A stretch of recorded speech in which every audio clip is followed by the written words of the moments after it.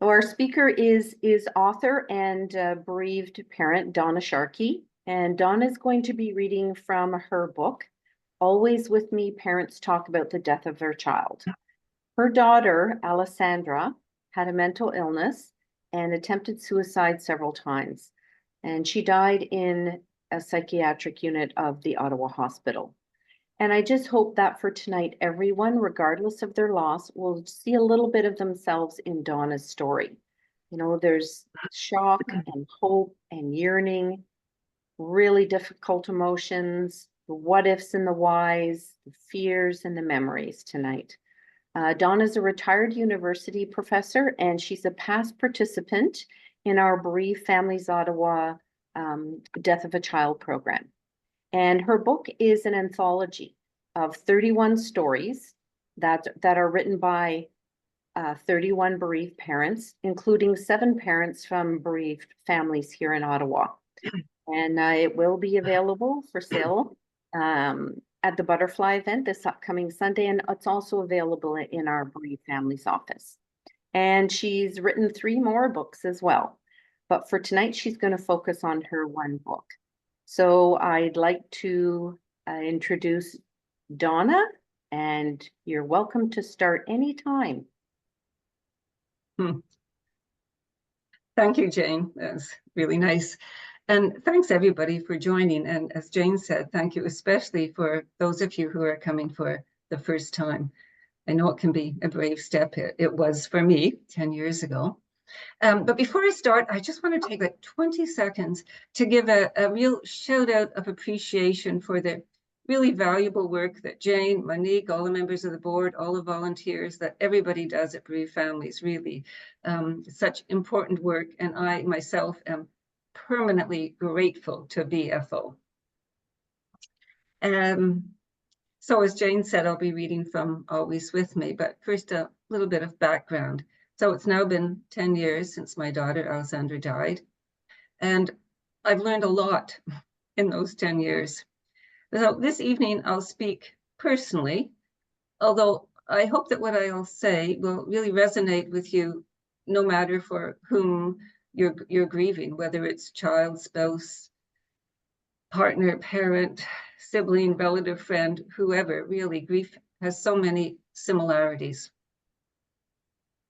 For me, when my daughter died, at first there was a dissonance between my heart and my brain knowing my daughter had died, but my heart having to catch up.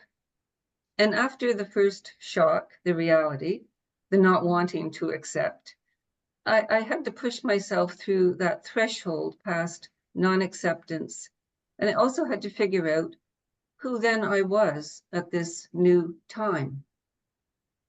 So one of the topics that I'll talk about from my book is who we are after the death of a loved one. The yearning, yes, but also how we define ourselves, how others define us. Who is this new us? And how can each one of us be me ever again, right? For many of us, we had scant training to prepare for this, and commonly we had no plan whatsoever. So as I said, it's been 10 years since my daughter died. Over that time, my grief has changed a lot. And I'll speak about some of those changes also. But grief, as we all know, is one of the most wearying tasks for us to do. And it's not just wearying, it's despairing, it's confusing, and it's dreadfully sad. But for me now, at this point, what often emerges is a poignant feeling. It's like a slow wave. It's nice memories, a nice time, a nice experience together. So please remember that the fact that you're here means you really want to make sense of it all, right? We all want to make sense of it all. So right here, there's this edge of hope, maybe just a glimmer, but it's a small glimmer, it's a small edge of hope. And that's strong, actually, and that's real. So, some context. My daughter actually should have died by suicide, and for a long time, that's what I thought. Over a number of years, she had tried several times to die by suicide, and 4 times she was in intensive care near death. And each time I thought, oh, I should prepare myself for her death by suicide. But that's not what happened. Nevertheless, when she died, it was sudden and unexpected, and I was thrown into a depth of sorrow I had never before experienced. My grief felt bottomless, felt like I was in the middle of a nightmare. And at first I had no clue how to get through one day to the next. So from my book, Always With Me, Parents Talk About the Death of a Child, I'll start by reading a very short book, a short piece from the introduction, and then a few parts from my chapter. And at a certain point toward the end, I write directly to my daughter, so you'll see a little change there. So from my introduction. When I lost my daughter, I was still a mother, but different. A mother whose child had died. When people ask me now, how many children do you have? I pause. What to say to that person? When Alessandra died, I was unmoored from reality. I clenched to life like someone stranded at sea. My breathing became shallow. My life emptied out. I needed to not forget my daughter's voice, her big smile, her effervescence, her deep loyalty, and how she mostly loved life, except when she didn't. Some friends surprised me with kindness and compassion. Others never acknowledged my child's death, the unsaid dangling in the air. And how it takes time to be comfortable again in large groups, to breathe more loosely, to taste food, to make a joke even, and to be with people without thinking what's going through their mind is, I'm talking to a mother whose child has died.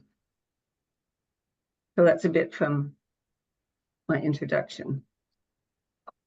And so from my chapter. We spent the summer of her 14th year and her sister's 9th at a house beside the Lake of Two Mountains. It was a soothing place, and Alessandra loved it dearly.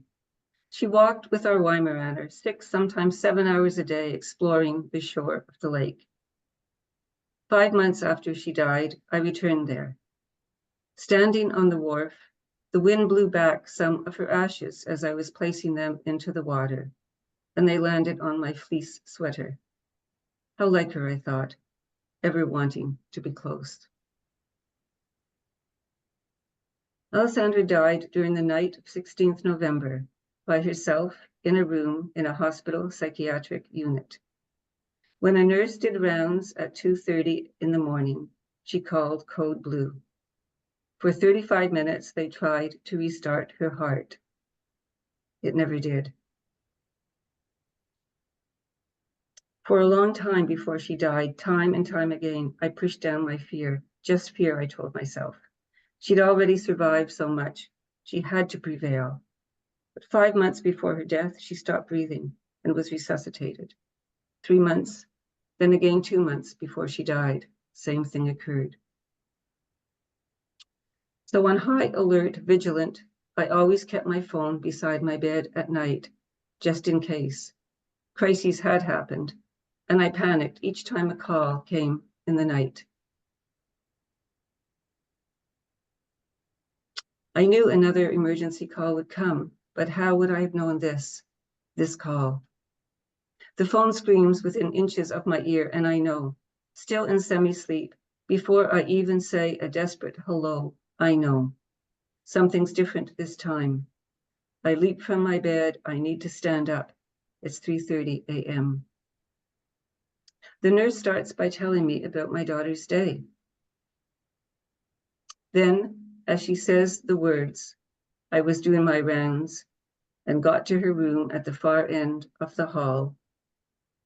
I feel like I've been punched in the throat and I wake up hard.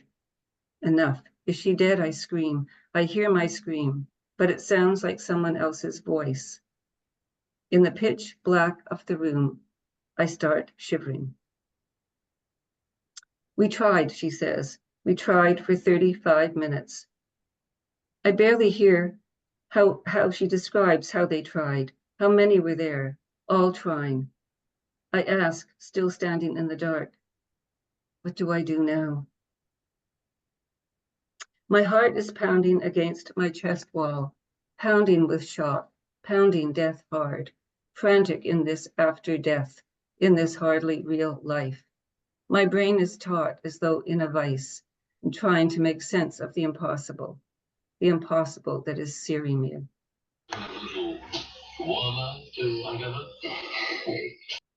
My house feels cold.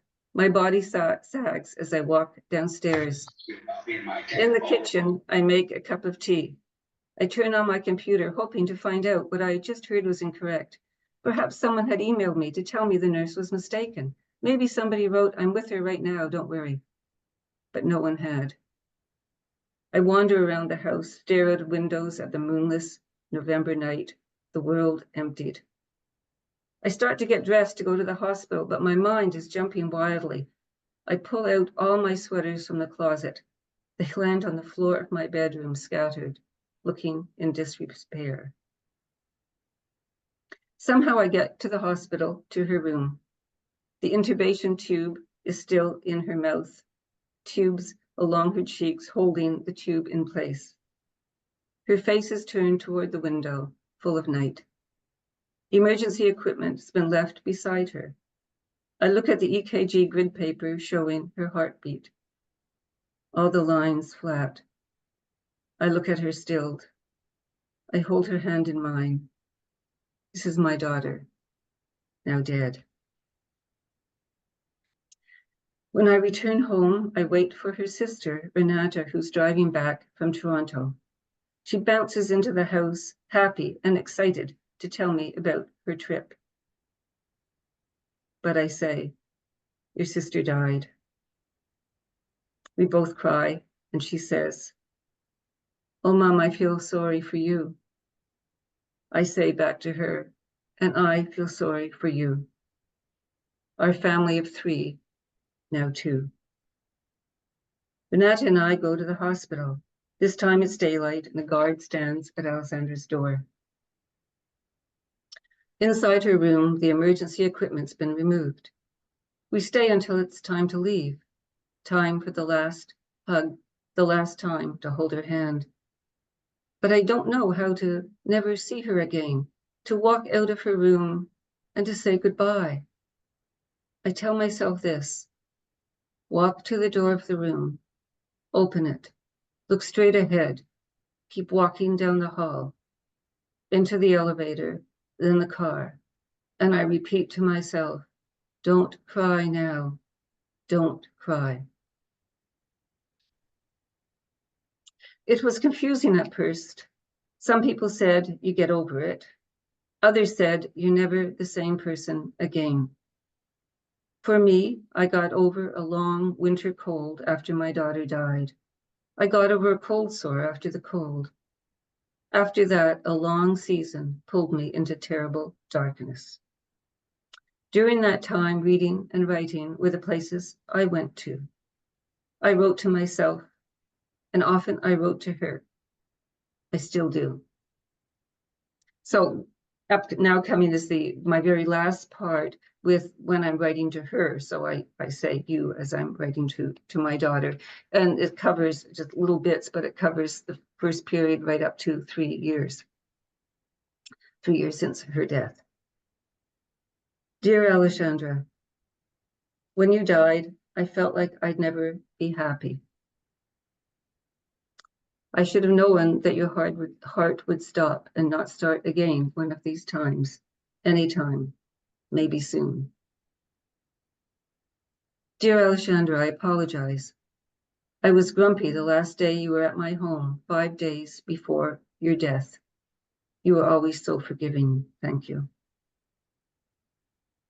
That day, the last time I saw you, no, the last time I saw you alive, vibrant, smiling. You waved goodbye to me that day, and you said, see you soon. I'll come for dinner on Sunday. As you passed me, the sun was setting behind you and made you glow almost gold in the sumptuous autumn light. You were happy, immensely loving life in a way I can only aim toward.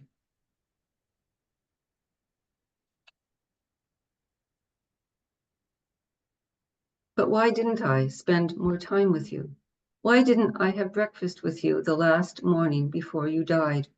You called to ask me to meet you at Rockin' Johnny's, your favorite breakfast place. But that morning I said no. But still the shock when the phone rang the night after I didn't meet you for breakfast. Dear Alexandra, I should have known.